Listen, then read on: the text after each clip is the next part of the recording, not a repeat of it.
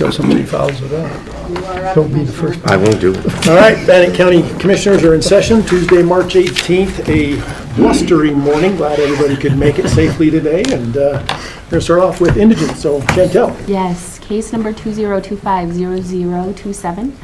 It's an application for cremation expenses through Hawker Funeral Home in the amount of $1,200. The deceased does meet all criteria to be eligible for assistance, and there is no responsible party available for reimbursement of this request. It's a recommendation of approval of that application. And then case number 2025-0028. It's an application for cremation expenses submitted through Wilkes Funeral Home in the amount of $1,200. The deceased does meet criteria to be eligible for assistance through the indigent program. There was one bank account that does have some funds located in the account. What the plan is with those funds is to pay any outstanding balances with the nursing home that they do have there up at the nursing home, and then any funds left over will come to the indigent program upon approval of this application. Okay, thank you. And we have a release of lien for Yes, we an do. individual. Yeah, we'll do that, and then we can just make a motion for everything. Perfect. So, what's the story here? So that account has been paid off in full. That's a great day. It is a great day. That is a great day. Okay, so we have 3 items before us. Mr. Chairman, I'd make a motion that we approve case 2025-0027 and 0028 and the release of lien. Okay, we have a motion. Any discussion? All in favor, say aye. Aye. Okay.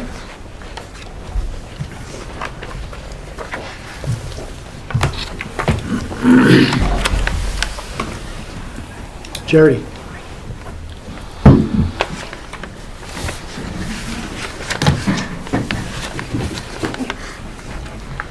Charity Stagg, Southeast Idaho Council of Governments. Wes Jones, Office of Emergency Management. Here to present both reimbursement requests for the Lava Ranches Fuels Reduction Project and for review and approval. Mr. Chairman. Any questions on these? I didn't have any. No. Okay. And are these reimbursements coming from the state or from the feds? Feds? Department of Lands Grant. Okay. So are we going to hold our breaths on getting our money anytime soon, or? Hope not. Yeah, and that's why they're figure out how to cover the funds. Okay. Mr. Chairman, I'd make a motion that we go ahead and approve Lava Ranch Phase 1 reimbursement request. Have a motion, any discussion? Nope. All in favor, say aye. Aye. Thank you very much. Thanks. Todd?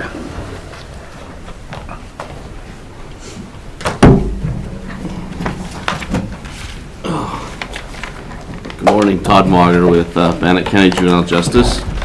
I'm here today to seek approval to apply for and submit for the Idaho Office of Drug Policy State Fiscal Year 2026 Substance Use Prevention, Treatment, and Recovery Services Block Grant for primary prevention programs. This grant is for our Families in Action and Teens in Action program.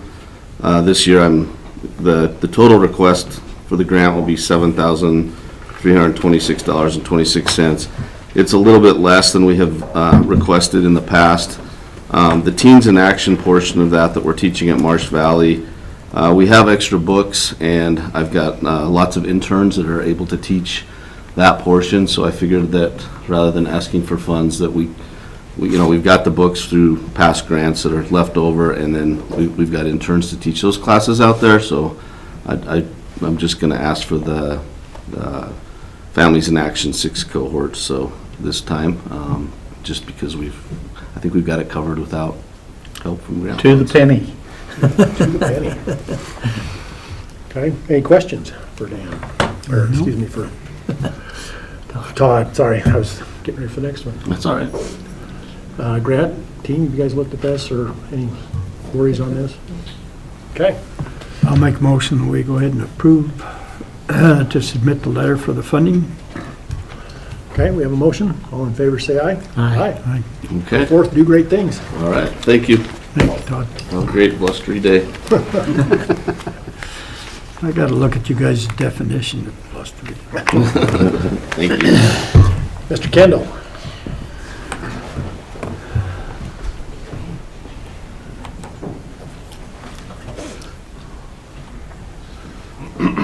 Good morning. Hey, Dan. Hello. Dan Kendall, Facilities Director with a monthly update. Maintenance-wise, we started with spring cleanup a little bit, but today we're doing snow removal. We jinxed ourselves, so got the guys out there working on snow today. Project-wise, we have several. The annex is scheduled to be completed in April. We just got the HVAC work to wrap up, but everything else is pretty much done. Courtroom 320, Judge Jarman moved up to the 3rd floor. Arraignments moved up to the 2nd floor, so both those are done. The chambers, we started with the demolition, so we've got a good start on that. We ordered the audio-video equipment. Things are moving along good. It's kind of worked out well with battling the weather. We come inside and do some work in there, so we've got a good head start on that one. The wood is actually starting to show up as well, the wood trim work. So it's moving along nicely. The exhibit building, the underground utilities inside the building are done. So they were going to put some frost equipment to heat that floor up. There's frost about, 16 inches down. So they've got to warm that up before they can pour the floor. So fingers crossed they can pour that floor next week. And then we'll start framing just as fast as we can. They don't want a man lift on it for about a week after they pour it, which is understandable, but that job is just moving along excellent besides the ground. Behind the building where the shade's on it, it's frozen rock solid. We can't get through it. So, but most importantly, it's just the inside work that we're. And that's where the outside sewer line's going, is where it's frozen. Yeah, the propane lines are actually on the back. There's some electrical lines on the back and the sewer lines on the back. But again, once we can get going on the inside, I don't really care about that stuff because we can do that in June if we had to. So I feel like everything has actually gone really well on that one. No complaints. Yeah. YDC building up at the fairgrounds, however, that one's been a challenge, but I think we've turned the corner. However. It's they're planning on pouring concrete this week, so I think we're past all the easements and the soil conditions, all of that. I think we're in a good spot now. They're forming today and tomorrow, and they're planning on pouring this week. Once we get that, we're off and running, so. I was up there yesterday and it looked really good. I mean, Yeah. I appreciate Road and Bridge hauling all the rock in and Yeah. they was putting it down and dozing and Oh, man. compacting and it looked really good. Yeah, it's gonna be nice.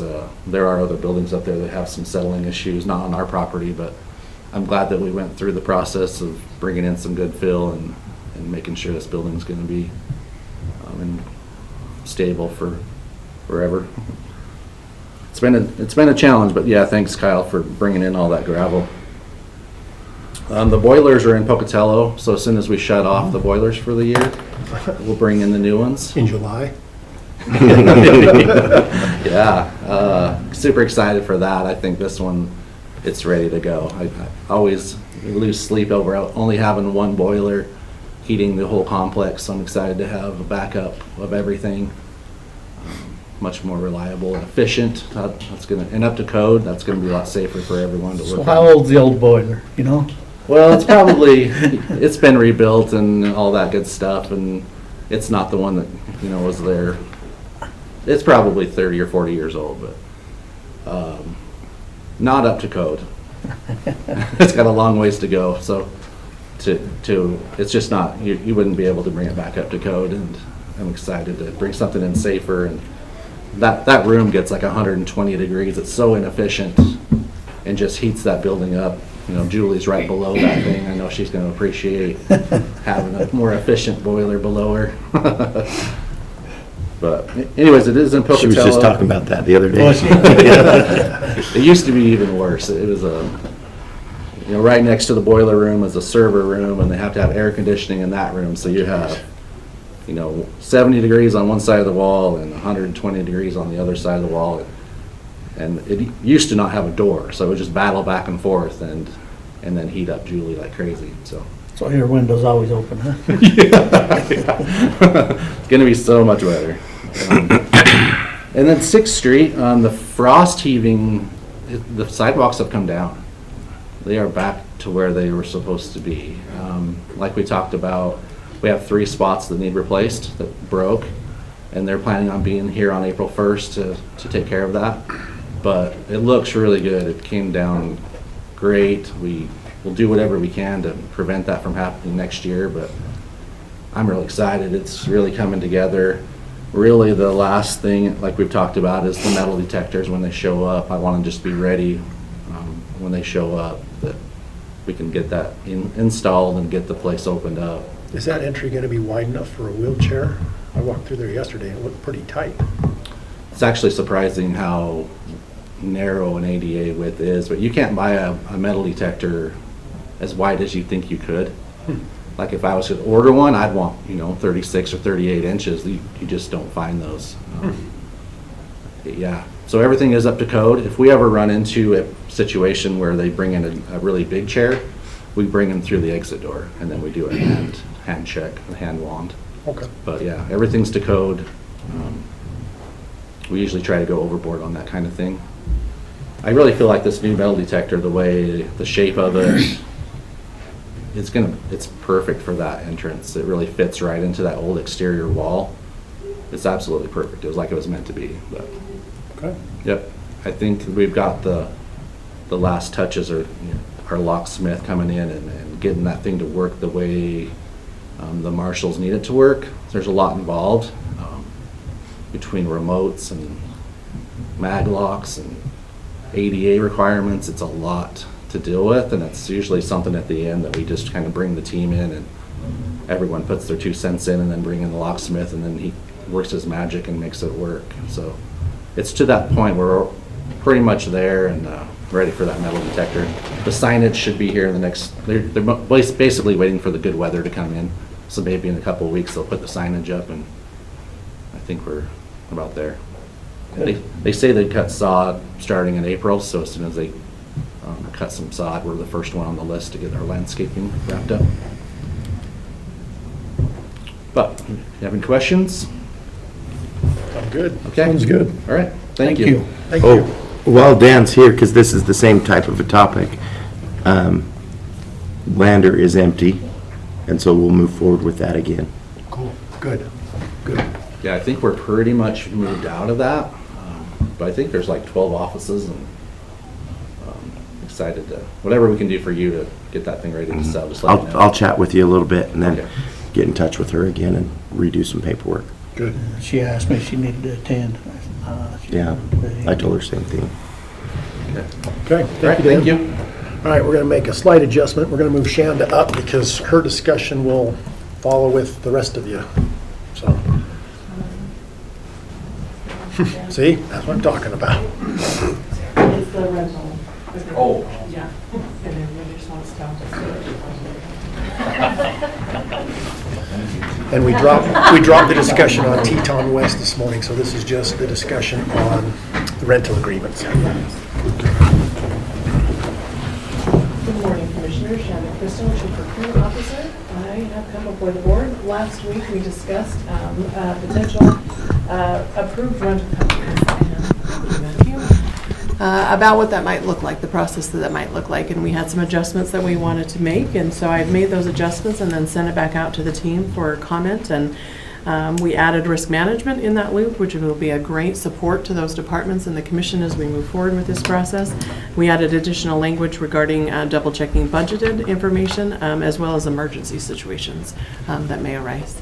And so we are back before the board to review those adjustments and changes and ask to move forward and start. I've reached out to a couple of rental companies already, trying to understand their process a little more. But with the commissioner's permission, we'd actually start funneling through this process with those documents that I've gathered up.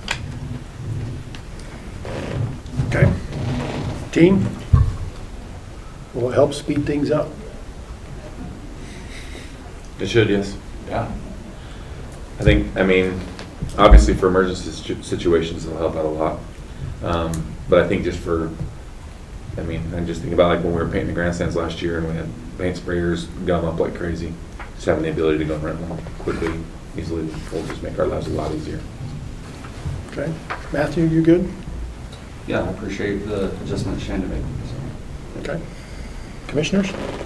Oh, I've read through it, I think it's great. Will it be absolutely perfect? Something will come up, and, whatever, I think just be aware that something we never thought about is gonna come up, and we might need to revisit it, but I like what it looks like right now. John mentioned that earlier in the process as he went to review, right? We don't know what we don't know until we walk through that process, but that he's okay with where we are now. So we are willing to make adjustments as necessary, but would love to start working through this process to get some companies approved and on the list. Okay, then I would entertain a motion. I will make that motion that we go ahead and adopt that procedure and process for the rental agreements for Bannock County. Okay, any further discussion? We have a motion, all in favor, say aye. Aye. Good job. Thanks, everybody, for your help. Thank you. Scott, you sure you don't want to say anything? 10 o'clock. 10 o'clock. Well, we got another council announcement, 10 o'clock. I was hoping to get a preemptive news bulletin, but nope, not going to do it. Dylan, you're up. Morning, Dylan Evans, landfill manager. Before you guys today, I have a master service agreement for Clean Harbors. I worked with Jonathan on it, and I was surprised that they made the connections that we wanted. The changes to the contract they're pretty open to. So I think most importantly, it negotiates our price down a bunch. Like a barrel of aerosols went from like $5.50 to like $5.10, so about a $40 cut, and that's pretty much across the board. Most of the hazardous waste things that we had went way down, and then it locks us into like a maximum uprate charge. So if they decide, prices go through the roof, I think we're limited to like a 7% increase. So it seemed like a pretty good deal to drop our hazardous waste prices down a bunch. Okay, any questions? That was a lot of pages in there. Yeah, There was a lot of pages. it was pretty extensive for what little bit we actually got, but it should help a bunch for our budgetary process, so. Okay, Jonathan, you good? I am. Okay. Okay, well then I'd entertain a motion. I'd make a motion, we go ahead and approve the chair's signature on the Clean Harbors contract. We have a motion. All in favor, say aye. Aye. Okay. Awesome, thank you guys. Kyle?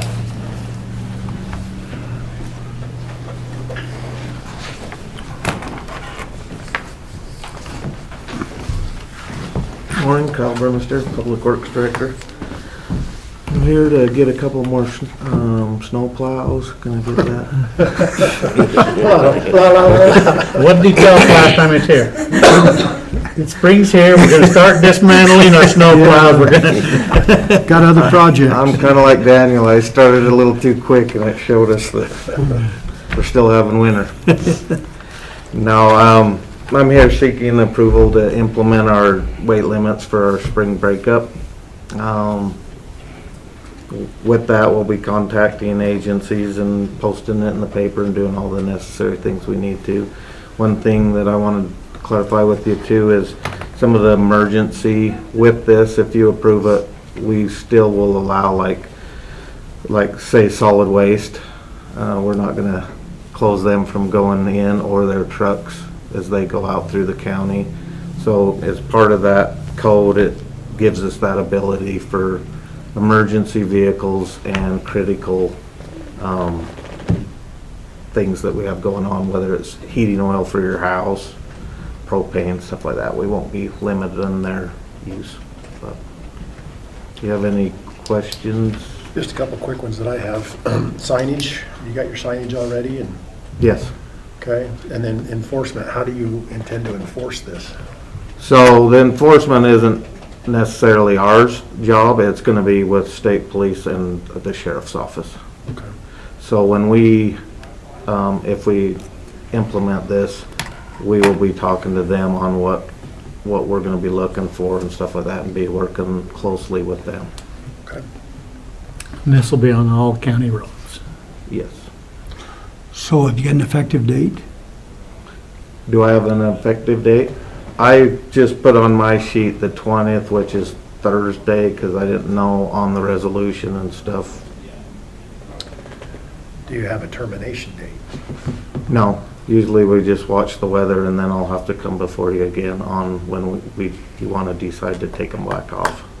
With the construction, will it stay up through all that construction season and the bigger trucks that are hauling all that stuff, or? It'll at least stay through the first part. It's just there to protect us while the roads are soft. Then it'll be back to permits for oversized, so then we'll be back to just regular weights when the road heals. Okay. So have we had any contact with the ITD over, I mean, these big things, what are they doing to get them down through the freeway? Can't they, I mean, that is so much easier for them to work to get them through that 2-mile stretch than it is for them to be getting over onto our county roads. How do they defend themselves in there? Like, no, we're not gonna let them through here, where even if they stop traffic for 60 seconds, long enough to get those big outfits through the one lane that is wide open, boy, that would sure be a lot better than us having them run up 91. Last time they did that, they knocked down every one of their markers they had to go through and redo all the markers when they was doing the other road. Well, I'd rather They had an have, oversized road. I'd rather have them do that than ruin our Well, county roads. Or Then they had to shut it all down because they had to shut a lane down and have somebody screwing all those things in again down the interstate. Well, and the Not hard a part good deal. is, like I was saying, some of these trucks are 22 feet wide, and it just, yeah, that, like you say, it will knock everything down. When I've visited with this ITD on it, it's been that this is just the way it is, and here's your alternate routes. We do not have to let them on our roads or let them destroy our roads, so. Well, but we can't. Yeah.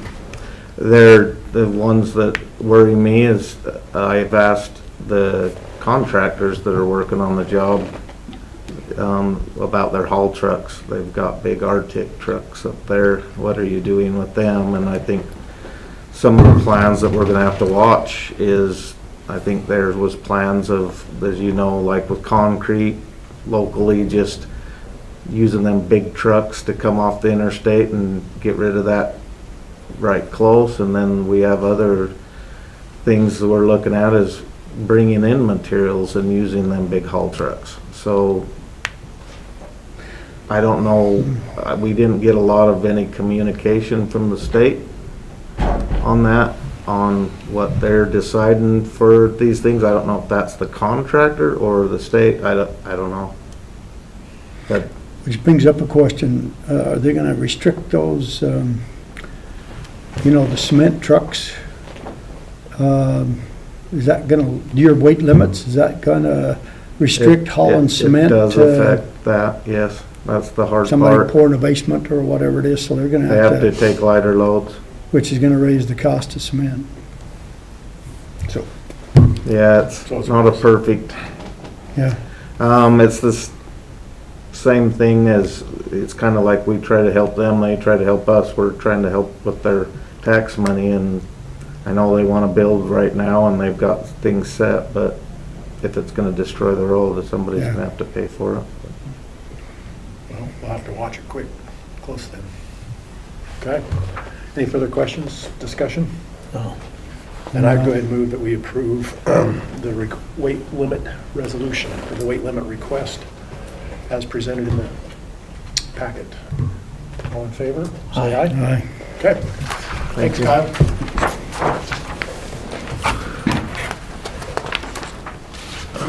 Kim's not here at the moment. Christie, you want to go ahead and go? Mr. Closer, Comptroller, couple of requests. The first request is through the domestic violence grant. We usually hold back and don't receive any of the indirect costs that are potentially owed to the county. Most indirect costs on our grants, we tend to try to keep the money put forward towards the purpose of the grant, unless there's the abilities that the county can take those funds. In this situation, we want to do a drawdown on Kim Talbot's domestic violence grant for a portion of the indirect costs. Those monies will be received into the general fund, and we have a separate request to ask to utilize those funds so that Kim can attend a conference. Her grant won't allow her to pay for it just simply because there's children involved, and her grant specifies that she cannot use funds for that purpose. But this is a good grant that will allow her to better serve her grant needs and patrons of the grant. So the ask is to accept those funds in, pay $3,285 to send her to a training, and then if need be, open the budget to utilize these indirect funds if necessary, but I don't foresee needing to do that. We would just pay for the training out of county operations. Okay. Kim, you want to chime in on anything? So we're on the conference funds, correct? Yeah. So, yeah, we had $27,743 in indirects off of our last grant cycle. We have a 5% hold because due to our insufficient HIV testing statute in the state of Idaho. So we had to hold $18,750, which leaves $8,993. The cost of the AFCC conference, it's the Association of Family and Conciliation Courts, was around $3,285. I know that's a big ask. It does leave the balance of indirects coming back to the county at $5,708. So the majority of our folks in domestic violence court choose to stay with the offender, and many of them have children. We're seeing more and more children affected by domestic violence and adult survivors of domestic violence with high ACEs scores. Adverse childhood experiences with domestic violence is one of those. And so I'm not the only DVCC going. I'm the only person from Bannock County that we can afford to go, but other DVCCs throughout the state are going, as well as family court services managers. But the Supreme Court has money for the family court services managers to go, just no money for the DVCCs, the domestic violence court coordinators.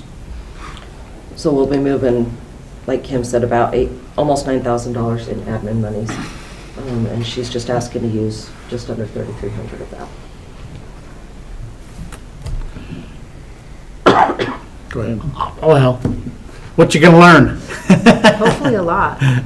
Hopefully a lot about, this is one of the, I think, only the second or third AFCC conference where they have addressed intimate partner violence and its effects on children.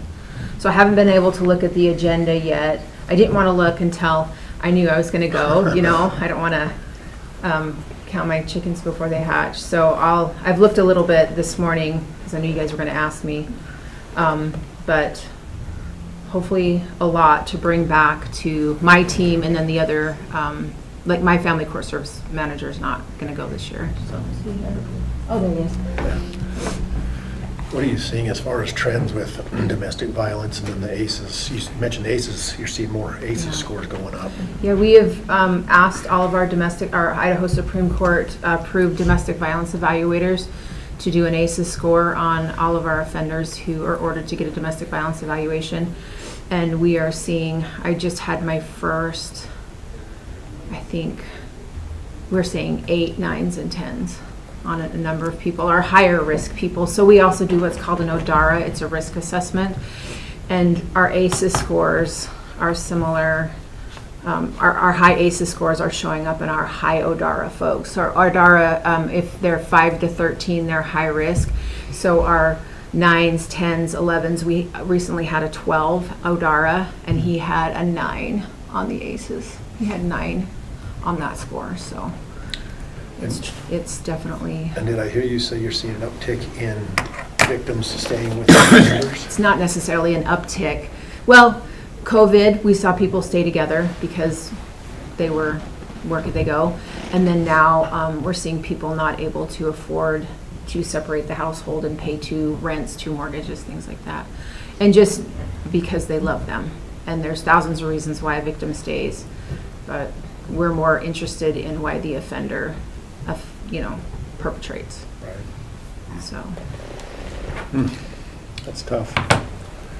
Any further questions or discussion? No, it just goes along with what you just said. It is a tough situation, and we need to be as on top of it as we can, so I think this is a good deal.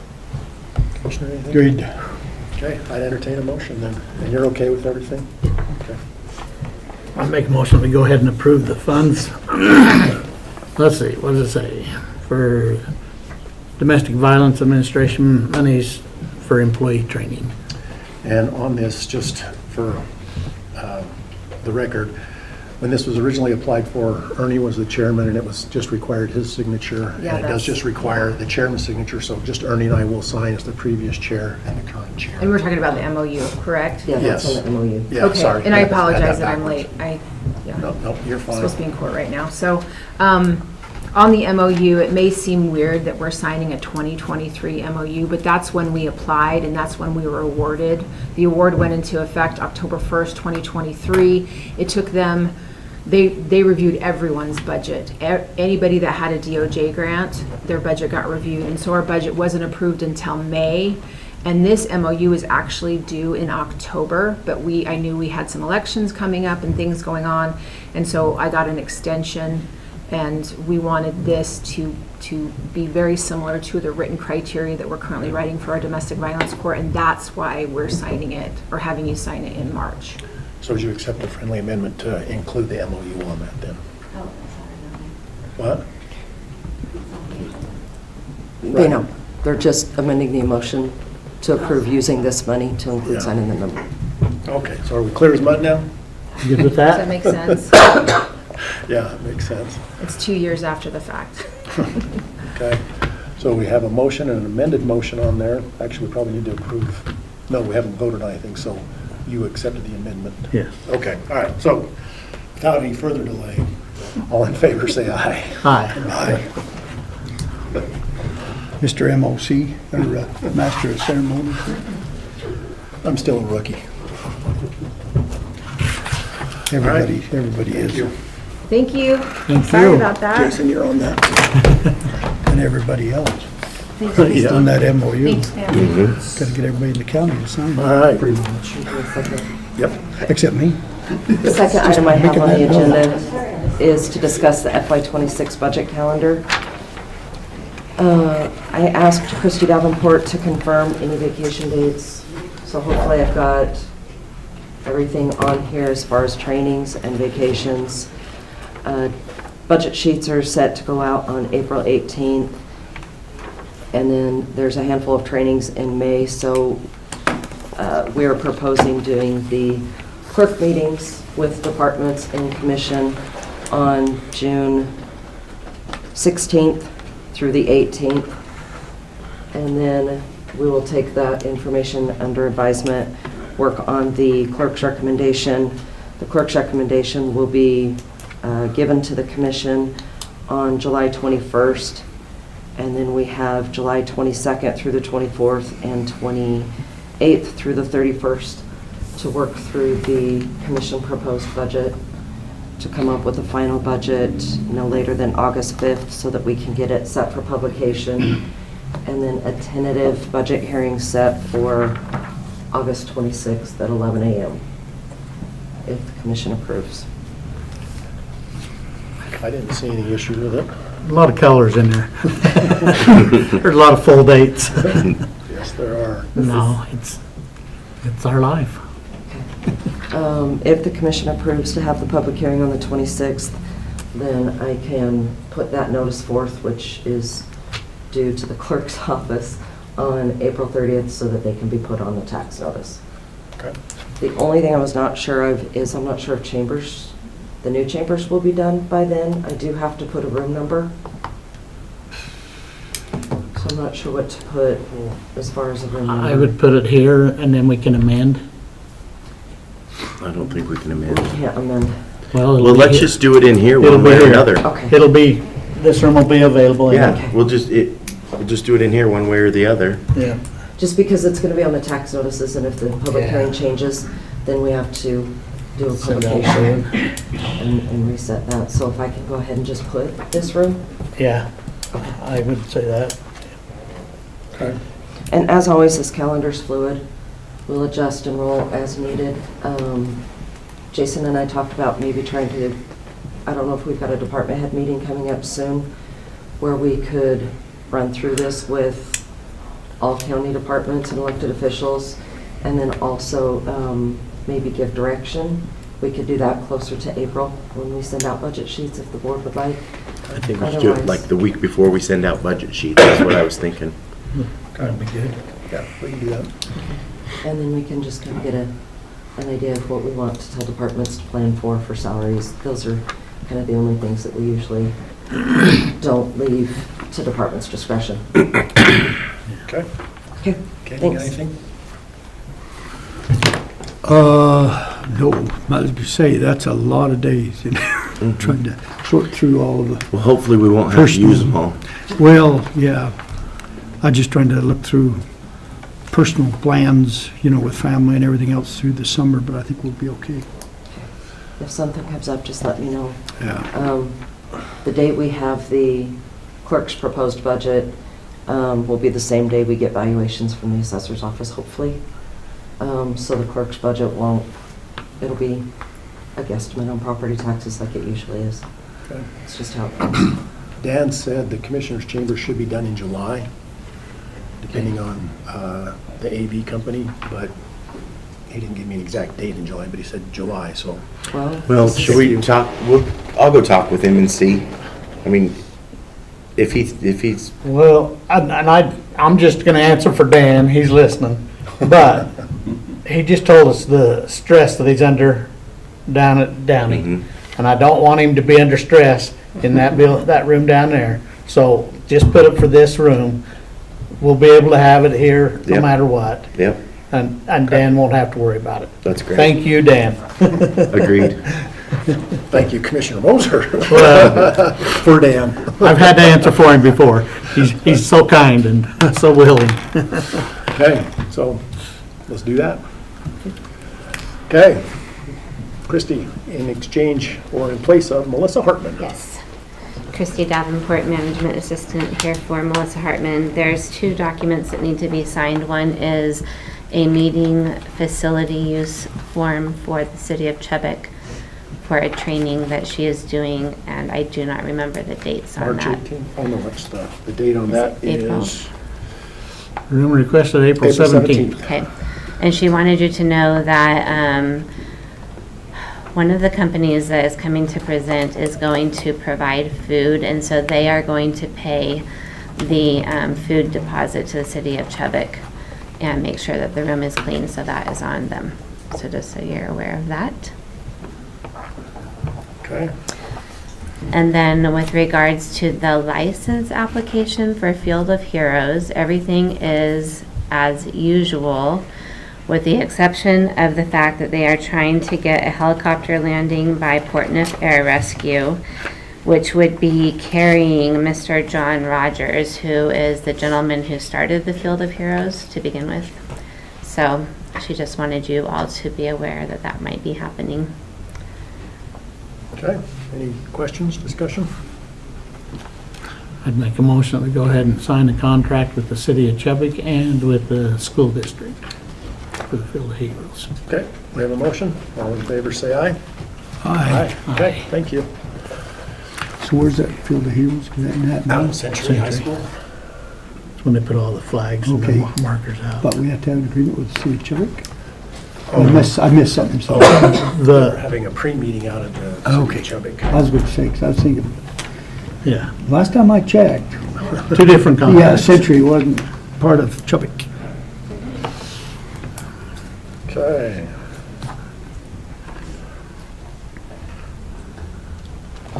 We have a request, a contract for the sheriff's office to provide law enforcement for Pocatello Downs to begin May 1st through the 21st of July. They've increased that about $20 an hour. Yeah, we're not paying the 1980 rates anymore. So any discussion on that? No. I would move then that we approve the contract between the Sheriff's Department and Pocatello Downs. All in favor, say aye. Aye. Aye. All right, that moves us to the resolutions and ordinances. We have Resolution 2025-22 approving tax cancellation requests and 2025-23 authorization to dispose of surplus property. Any questions or comments on those? Hearing none, I would entertain a motion. If I can find the resolution numbers, I'll make a motion. 2025-22 and Got 23. them right there? Yep. I would make a motion that we will approve resolution 2025-22 and 2025-23. We have a motion. All in favor, say aye. Aye. Which brings us to the consent agenda. Any questions or discussion on the consent agenda? I didn't see anything. I went and talked to Christie this morning. There was one here that talks about a street light at Century, and that's actually the flashing light that is our light that's out there on the highway. Okay. And we had to have an electrician come in and work on that, but when I saw Century there, what the heck? How come we're Gonna fixing get street it lights? fixed by summer? When there's no traffic up there? But other than that, that was the only real question I had. I had a couple more there. All right, we've got invoices, commissioners' reports, salary rate approval forms, some alcohol licenses, and certificate of residency. So again, if there's no further I'll make a motion, we approve the items on the consent agenda. We have a motion. All in favor, say aye. Aye. Okay, we'll start shuffling papers.